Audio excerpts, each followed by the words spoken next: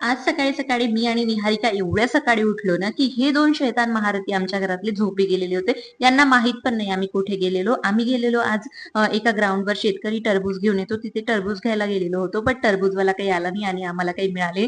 त्यानंतर घरी आल्यावर ना हे फुलं बघितले, छान फुललेले होते. त्याला कळ्या पण आलेल्या होत्या आणि निहारिकाचा हा टेबल तर इतका जीव की प्राण झालाय ना, की सोडवतच नाही. त्यानंतर निहारिकाला स्कूलसाठी रवाना केलं.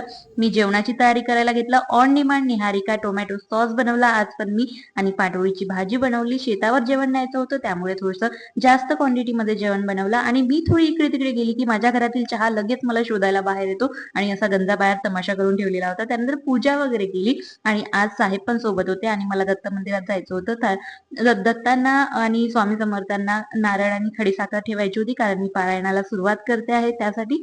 आणि त्यानंतर वायर वगैरे घेतला आणि आमच्या गाडीतलं ना पेट्रोल संपलं तर आम्हाला पायी जावं लागलं थोडा वेळ. चलो बाय.